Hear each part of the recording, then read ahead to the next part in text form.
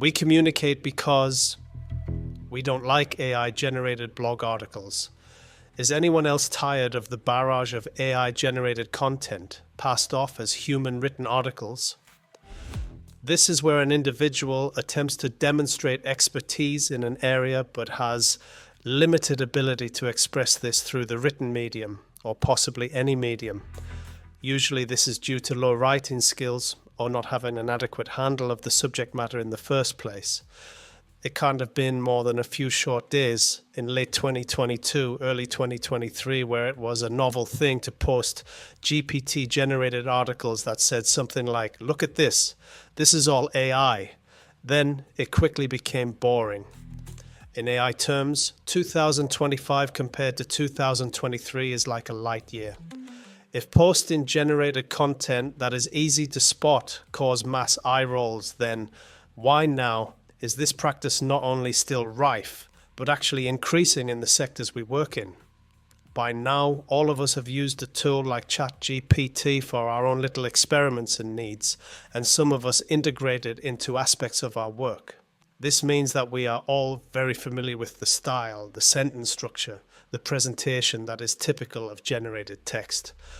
For those of us who are information design professionals, we have, by default, a laser focus on stylistics and text analysis. We can spot generated text immediately. If a person really must insist on passing off generated text as their own, then they should at least change the phrasing, the layout, and the presentation. They are not being clever. They are not doing some kind of neat life hack. They are cheapening whatever expertise they do have. I always wonder, do they really think that we believe they burnt the midnight oil writing these articles, or gave up a Saturday to translate a spark of an idea into coherent strings of words? Do they think that we do not know? A tool like ChatGPT is incredible with uncountable advantages. Beyond this tool, I've embraced other AI in many aspects of my work and personal life, and I am not suggesting that the use of ChatGPT is wrong. For example, it is useful for planning any written content to provide the scaffolding of order of ideas and many other benefits. Just don't use it to generate the entirety of your content.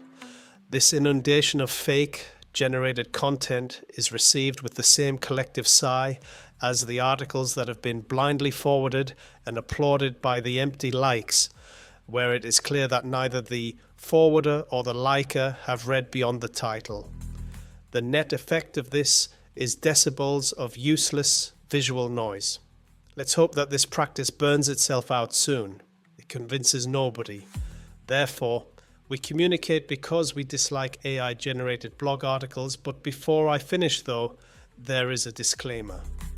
We are experimenting quite a bit with AI assistance in our communications.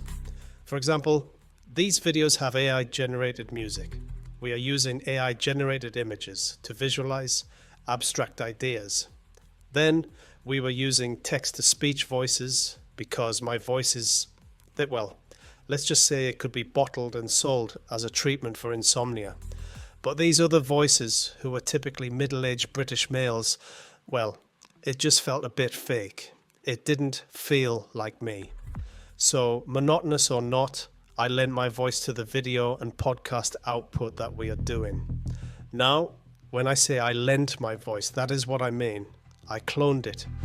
I am not really reading a word of this. It even imitates how I hesitate when starting words. I have a very slight stammer and captures the essence of my voice. Whether this is a good or bad thing is a matter of debate. But the point of adding this little disclaimer is to prove that we are not opposed to using AI. In fact, I am planning a series of articles and videos about where we use AI in our work because we use it in a number of innovative ways. It's pervasive and it is exciting. But be that as it may, I will never use AI for text generation and passing it off as my own work. This is a sin in the sense of Atticus Finch's warning about shooting a mockingbird, or Turgenev's corncrake, or the downing of the albatross of Coleridge. What I am saying is that there has to be a red line of things that one must never do, and this is one of them. Thank you for watching. This has been Mark Gibson, Sunderland, UK, January 2025.